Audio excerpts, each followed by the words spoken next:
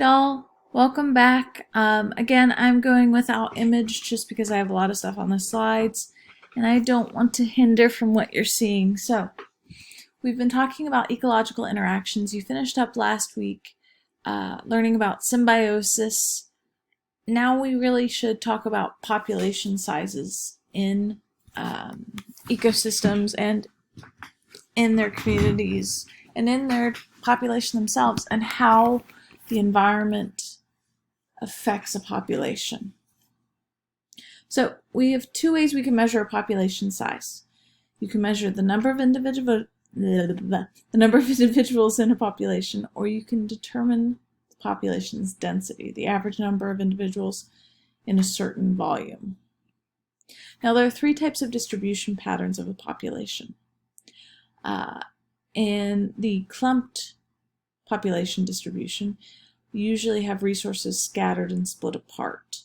In a random distribution, organisms don't really interact very much, and in a uniform one, competition for resources is high, so it forces organisms to spread out kind of evenly. Let's talk about population growth. Population growth, despite what you would believe, is actually incredibly important for an economy. You require more workers to come in than are leaving. And it is essential to constantly be bringing in a positive number of workers compared to a negative, because if you have a negative, businesses close, economy starts to plummet. So positive population growth is actually very, very important for an economic standpoint.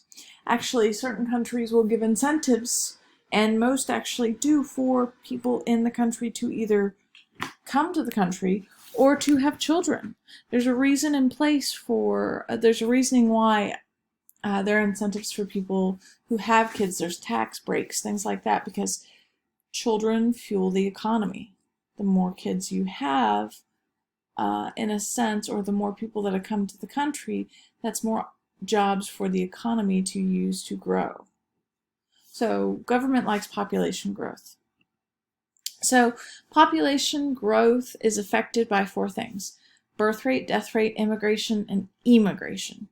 Birth and death rate should be pretty obvious. Number of births in a time period, number of deaths in a period. Immigration and emigration, how many people or organisms are coming in, and how many people are leaving. All of these combined give us a total population, or total population growth. So, is it growing or is it shrinking? To figure out if a population is positively growing, you need to have a birth rate higher than a death rate, and immigration, or at least immigration greater than emigration. Population decline is due to higher death rates and higher immigration. So if people are leaving the country or dying, that population is not going to grow. There are two types of growth models we can see when populations grow. The first one is exponential growth, which is J-shaped. This is a population increase that is very rapid. It starts off slow and then kind of shoots off like a rocket. This is caused when there's nothing that stops the population from growing, no limiting factor to prevent it. This is unsustainable. We as a species are in an exponential growth right now. It's not good. We will eventually crash. Species that do this tend to either, one, change the type of growth and level off, or two, crash because they have run out of resources. The second type is logistic growth. This is S-shaped. The population will increase until it hits its carrying capacity. That's how many individuals in a population that an environment can handle without being harmed. There are things put in place called limiting factors that prevent the growth from happening even more. It could be food supplies, it could be famine, it could be war, it could be temperature, it could be space, any of these things.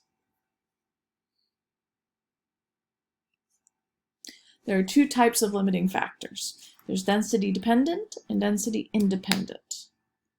So these are the things, as I stated, that keep a population in check. Density dependent depends on how many individuals are living in an area and how tightly packed they are. Density dependent factors keep population at carrying capacity. So it keeps a population surviving without really growing or crashing. Growing or crashing. Density independent will actually cause a population to crash. It doesn't matter how populated the area is or not. This doesn't care about crowding. It's a factor that's going to affect a population regardless of city or rural or big mass of individuals to just a few. So we've got a couple of examples of density dependent or density independent. So I want you to take a moment and look through those, and I want you to think which ones would go into the independent slot and which ones would go into the dependent slot. Once you finish that, that is it for this lesson. Those are just things that affect a population as a whole that could keep it from growing or moving on or easily taking over. From now, we're going to move on to certain other cycles that you'd find in an ecological environment, nitrogen and phosphorus, ones that you haven't really learned so much about. And then we're going to start talking about when things go wrong in an environment.